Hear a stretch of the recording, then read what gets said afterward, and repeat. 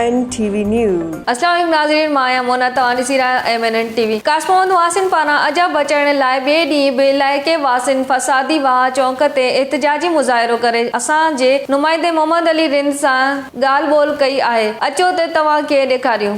जी नाज़रीन, हिन वक़्तु आऊं वाधूवा ते बीठल आहियां जिथे सवे माण्हू एहतजाज करे बीठा आहिनि। हिननि जी कोर्ट सगोरी खां सिर्फ़ु इहा घुर आहे त कोर्ट सगोरी खे इन ते थोरो गौर करणु खपे। जिते असांजा सवे हज़ारे घर असांजा ढहंदा, असां बेघर थींदासीं, असां हिते बेआरो मददगार आहियूं। अचो त हिन सिलसिले में हिते कुझु माण्हुनि सां ॻाल्हि ॿोल करियूं। हीउ मुज़ाहिरो जेको आहे इहो कहिड़े इलाइक़नि जे माण्हुनि कयो आहे, छाजे लाइ कयो आहे? बिस्मिल्लाहिर्रहमानिर्रहीम। सभ खां पहिरीं अव्हांजो ऐं अव्हांजे चैनल जो थोराइतो आहियां जो अव्हां हिन हज़ारनि जे तादाद में गॾु थियल अवाम जो आवाज़ बणिजण ख़ातिर आया आहियो। अव्हांजी शुक्रिया। मुंहिंजा साईं, हिन एरिया में जेको आउं हिते बीठो आहियां, ही वाधू वा फसादी वा चौक आहे। हिते 25-30 सालनि खां माण्हुनि जो लीज़ूं आहिनि।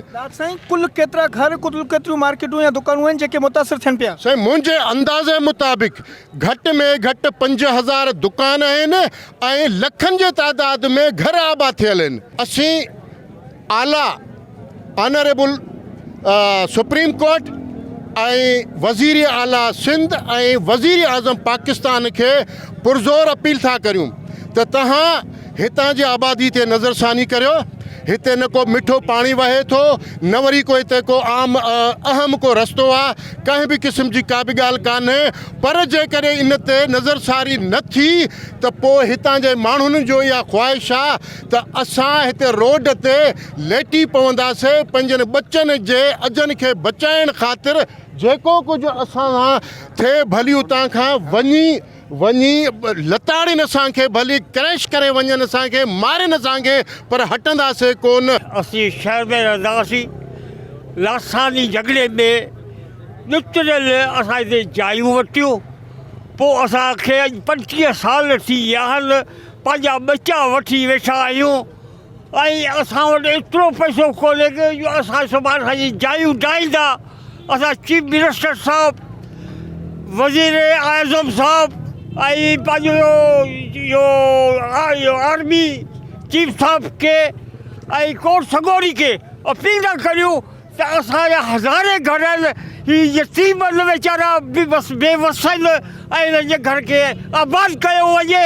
आबाद नथो कयो, फिटायो न वञे, असां ते महिरबानी कयो वञे ऐं असांजी इल्तिजा आहे। नाज़रीन, तेलको कासमाबाद जंहिंखे मिनी सिंध सॾियो वेंदो आहे, पर उन मिनी सिंध सां छा हुक्मरान हशर करे रहिया आहिनि? हिन हेॾे वॾे मुज़ाहिरे में, हेॾे वॾे एहतजाज में हितां जो को बि चूंडियल नुमाइंदो कोन्हे, जॾहिं त ही सिर्फ़ु उहे माण्हू हिते मौजूदु आहिनि जिन्हनि हितां जे चूंडियल नुमाइंदनि खे पॻूं पाराए एवाननि में पुॼायो आहे। साईं, हीउ जेको बेसिक एहतजाज आहे इहो असांजो इन करे थियो आहे त हिते जेके कुझु माण्हू आहिनि जेके माना एरिकेशन जा आहिनि, उन्हनि अची हिते ऐलान कयो त तव्हांजा घर ठाथा वेंदा, सुभाणे परीहं तपड़ खणो 2 ॾींहंनि जे अंदरि।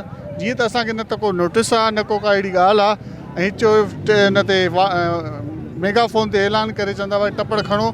अड़े बाबा, असां 40 सालनि 35 सालनि खां हिते रहूं पिया।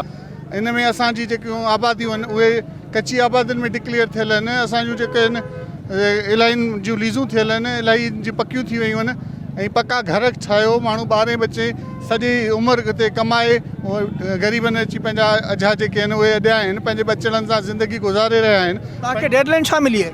असांखे चवनि था त सूमर ते तव्हांजे ख़िलाफ़ु ऑपरेशन कंदासीं, आचर ते या सूमर ते, ऐं तव्हां जेको आहे टपड़ खणो। छा भला असां टपड़ खणी किथां वञूं? असांखे को गस्त ॿुधायो। त अफ़सोस आहे असांजे मुल्क जो हिन वक़्तु बानी इमरान ख़ान आहे, उन खां पोइ असांजो मुराद अली शाह वज़ीर आहे। सम्झो छा थियणु घुरिजे साईं? इन माण्हुनि खे घर ॾियणु खपे, जेकॾहिं घर ठाता था वञनि, इन माण्हुनि खे मुआवज़ो ॾिनो वञे, इन माण्हुनि जे मथां सहकार कयो वञे।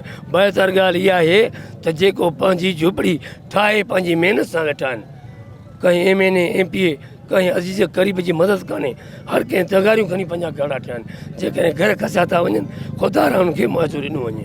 अचो त हिन ॻोठ वासियुनि सां ॻाल्हि ॿोल करियूं था छा सूरत हाल आहे तव्हांजे ॻोठ जी हिन इंक्रोचमेंट जे हवाले सां?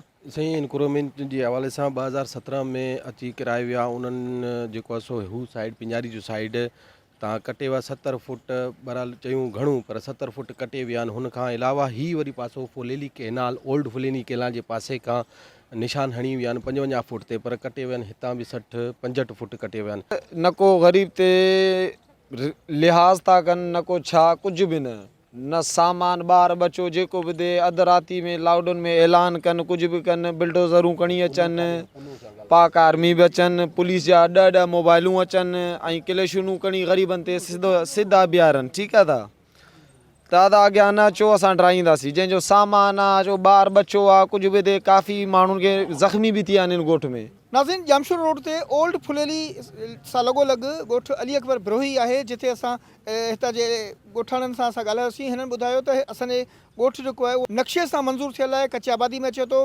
असांखे सरकारी सभु सहूलियतूं मिलियल आहिनि उन जे बावजूदि असांजे घरनि खे ॾाहियो पियो वञे।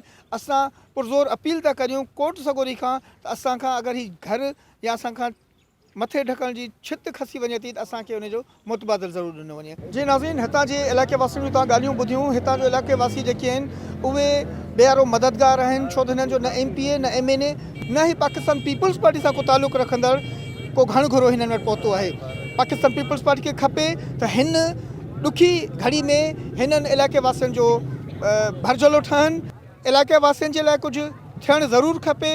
जे अगरि घर हिननि जा या कारोबार हिननि जो हितां मिसमार थिए थो त हिननि खे को नेमुल बदल मिलणु खपे।